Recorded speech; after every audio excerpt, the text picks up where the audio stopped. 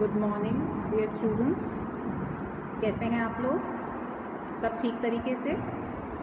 कल हम अपने सेकेंड ईयर के स्टूडेंट्स के साथ इलिटरेसी यानी निरक्षरता या अशिक्षा ये टॉपिक पढ़ रहे थे। आज हम इल इफ़ेक्ट्स ऑफ इलिटरेसी यानी अशिक्षा के क्या दुष्परिणाम होते हैं वो हम जानने की कोशिश करेंगे।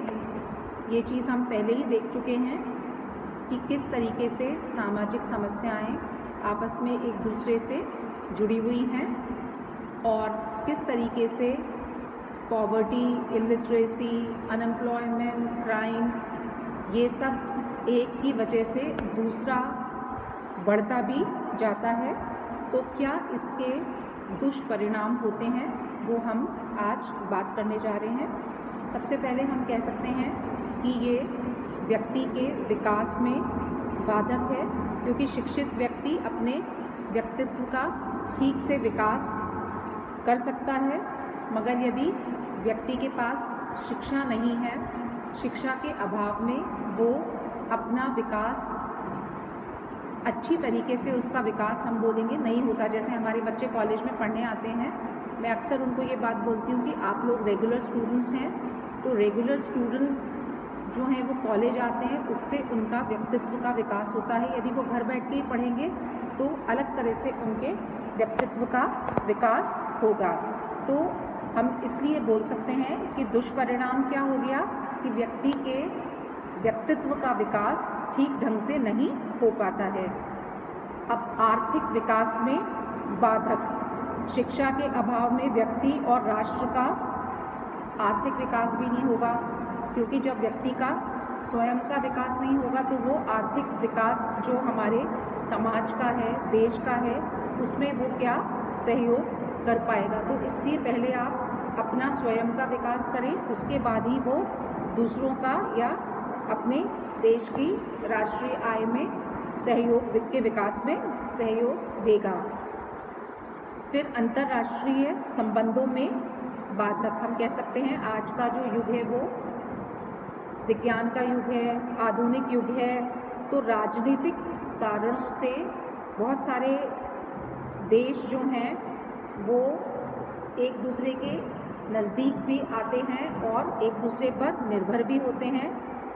अब हम विश्व राज्य की कल्पना करने लगे हैं तो संयुक्त राष्ट्र संघ इसका प्रतीक है, किंतु जब किसी राष्ट्र के व्यक्ति अशिक्षित हों तो वे दूसरे देशों के संपर्क करने और उनसे संबंध बनाए रखने में भी पूरी तरह से हम कह सकते हैं कि समर्थ नहीं होंगे या सक्षम नहीं होंगे।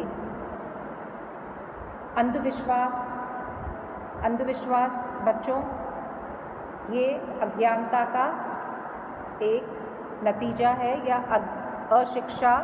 हम कहते हैं कि अनेक तरह के अंधविश्वासों को या रूढ़ियों को जन्म देता है।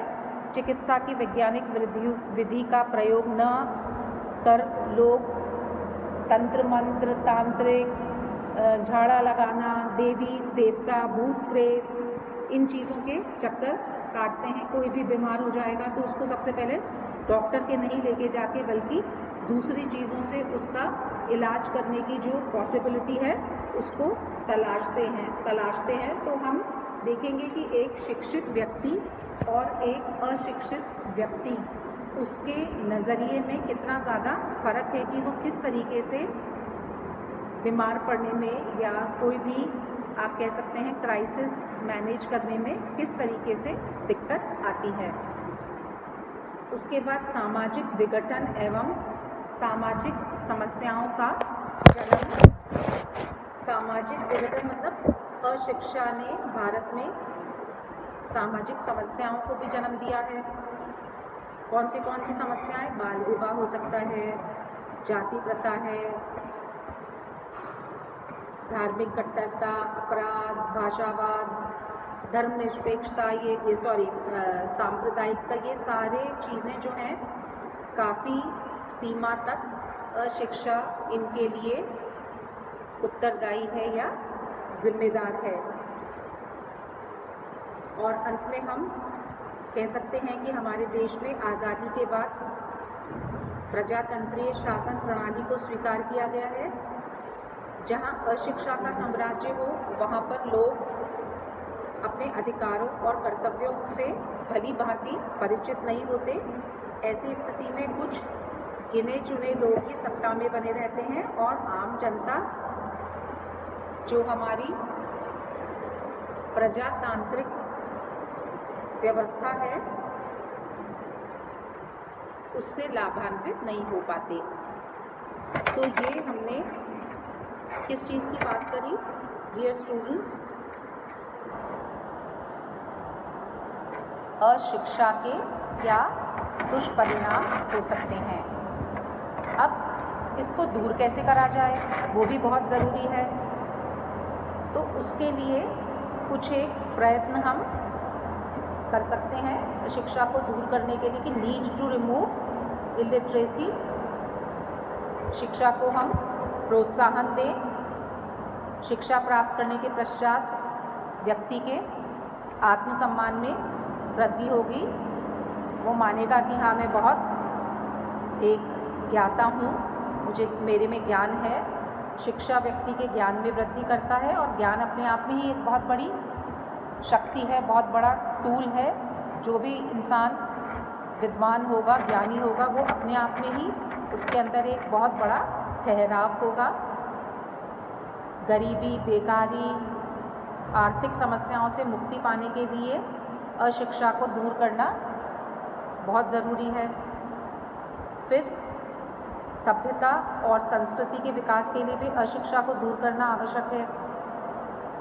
परंपरा, रूढ़िवादिता, अंधविश्वासों से मुक्ति पाने और इसके स्थान पर वैज्ञानिक दृष्टिकोण को विकसित करने के लिए आवश्यक है कि शिक्षा दी जाए या अशिक्षा से छुटकारा मिले। समाज में परिवर्तन लाने के लिए अशिक्षा को समाप्त किया जाए, क्योंकि अशिक्षा जो है वो परिवर्तन के मार्ग में एक बहुत बड़ा रोड़ा है। आप लोग देखेंगे जो अशिक्षित व्यक्ति हैं वो ज़्यादा परिवर्तन बहुत ज़्यादा उसको तवज्जो नहीं देंगे। वो कहेंगे नहीं, लड़कियों को पढ़ाई नहीं करनी चाहिए, लड़कियों को स्कूल नहीं भेजना चाहिए, कॉलेज नहीं भेजना चाहिए, आर्थिक निर्भरता जो है वो उनमें नहीं होनी चाहिए। तो इस तरह की चीज़ें जो हैं वो ज़्यादा हम कह सकते हैं कि अशिक्षित लोग ही उसको बढ़ावा देते हैं। अब आज का युग औद्योगिक युग है, देश में बहुत अधिकाधिक औद्योगिकरण हुआ है और यंत्रों को चलाने के लिए भी शिक्षा की आवश्यकता है। आप लोग सब जानते हैं बच्चों की कंप्यूटर से आजकल काम होते हैं, तो कंप्यूटर से हमको कंप्यूटर भी सीखना पड़ेगा। RSCIT का वो कौन सा आपका कोर्स आजकल कंपलसरी होता है ऑफिसेज वगैरह में, जो भी जनों की नौकरी लगती है, ताकि कंप्यूटर पर काम भी जान सके, वो कर सके।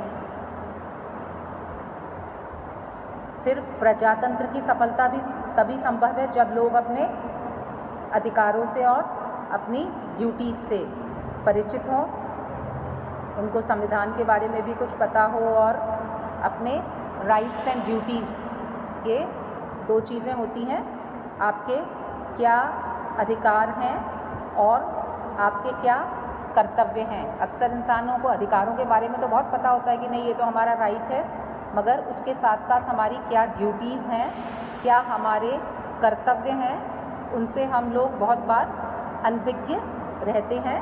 तो इसलिए हमको अपने अधिकारों और कर्तव्यों दोनों के प्रति ही सचेत रहने की आवश्यकता होती है। स्वास्थ्य की दशा उन्नत करने के लिए भी शिक्षा का प्रसार आवश्यक है। अभी आप लोग सब जानते हैं कि कोरोना काल में जो ज़्यादा वैक्सीनेशन हुआ है वो पढ़े लिखे लोगों का हुआ है, जो लिटरेट क्लास है उसका ज़्यादा वैक्सीनेशन हुआ है बजाय कि अनपढ़ तबके का। तो किसी भी चीज़ के अंदर शिक्षा जो है वो बहुत अहम रोल अदा करती है। यदि व्यक्ति शिक्षित होगा तो वो इस तरह की चीज़ों को भी जल्दी अपनाएगा, हेल्थ रिलेटेड इश्यूज़ को भी वो ज़्यादा जल्दी समझ पाएगा और आज के टाइम में हम ये कोरोना काल से इन सब चीज़ों को बहुत अधिक जल्दी समझ सकते हैं कि लोगों में किस तरीके से जागरूकता पैदा की जा रही है और जो शिक्षित वर्ग है वो किस तरह से जल्दी जागरूक हो रहा है, बजाय कि जो इलिटरेट्स हैं या अशिक्षित लोग हैं उनमें ये जागरूकता पैदा करने में समय भी ज़्यादा लगता है, क्योंकि उनको बिल्कुल शुरू से आपको समझाना पड़ता है, बेस से समझाना पड़ता है और बार बार समझाना पड़ता है। और जो शिक्षित व्यक्ति है हो सकता है वो भी आपकी बात से पूर्णतः सहमत नहीं हो, मगर तो भी वो ये सब चीज़ें समझने में इतनी देर नहीं लगाएगा जितना कि एक अशिक्षित व्यक्ति इन चीज़ों को समझने में लगाएगा। फिर कृषि में प्रगति और वैज्ञानिक साधनों और विधियों के प्रयोग के लिए भी शिक्षा ज़रूरी है।